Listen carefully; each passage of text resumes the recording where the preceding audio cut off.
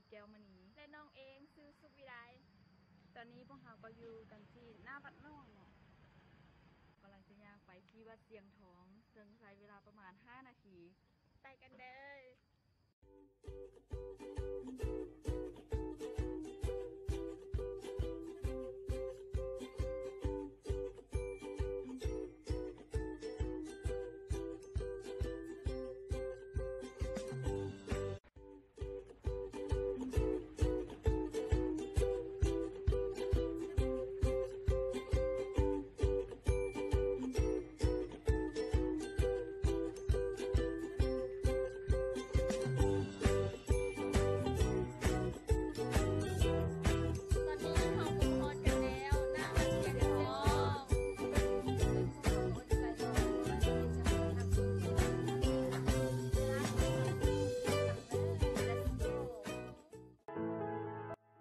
อยางเขามาทางลานขั้วมือก็จะเมนจุดซื้อปี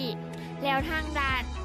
สายมือก็จะเมนหานขาคายเครื่องที่ระลึกเซ็นหูปภาพกระเป๋าและเครื่องเงิน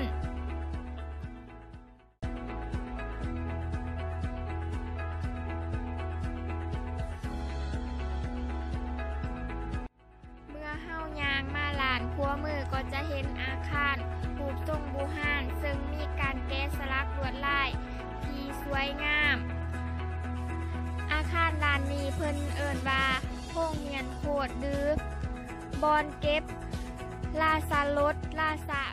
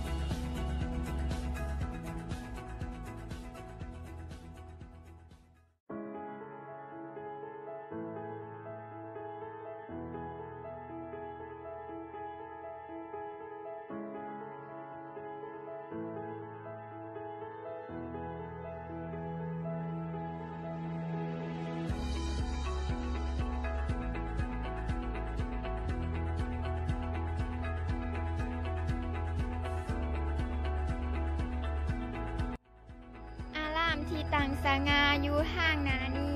ที่มีความสวยสดงดงามเพิ่นเอิ้นว่าซิมซึ่งเป็นปัทยกรรมศาสนา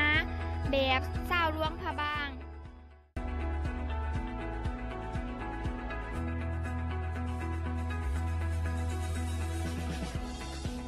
กลางหลังคายอดสีทองเพิ่นเอิ้นว่ายอดซองฟ้า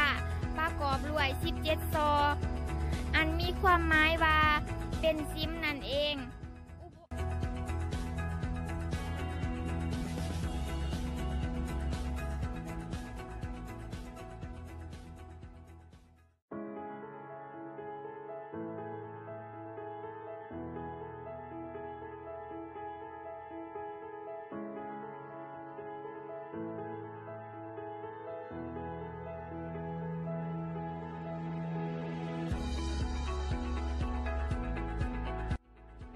ก่อนเฮาจะเข้าไปในอารามเฮาต้องเลยปลดเกิบเพื่อแสดงความเคารพ ก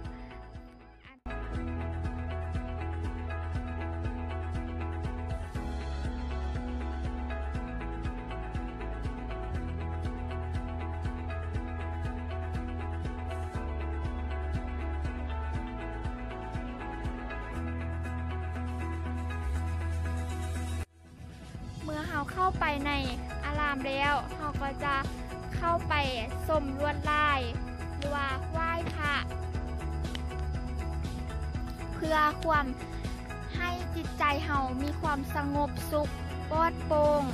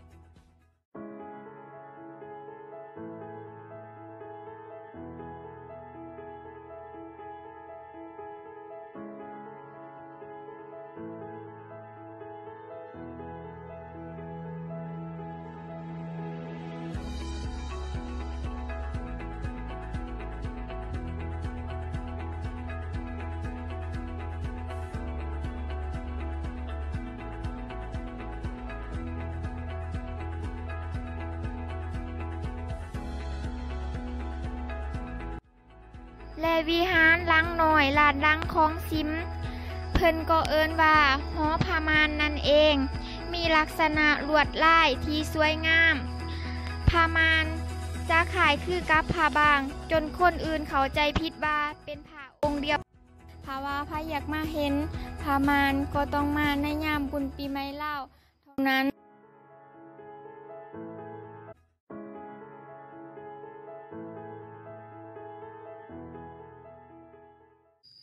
มาฮอนนี่เวลาของพวกเฮาก็ไก่จ้าสิ้นสุดลงแล้วพวกเฮาอยากให้ทุกๆคนที่มาเที่ยวหลวงพระบางเขามาเที่ยวส้มวัดเชียงทองเพราะว่าเป็นสถานที่สำคัญแห่งหนึ่งในหลวงพระบางถ้าว่าผู้ใดมาเที่ยวหลวงพระบางแล้วบ่มาฮอดมาถึงวัดเชียงทองก็ถือว่าผู้นั้นยังบ่ฮอดหลวงพระบางเนาะสุดท้ายนี้พวกเขาก็ขอกล่าวคำว่าสบายดี บ๊ายบาย บ๊ายบาย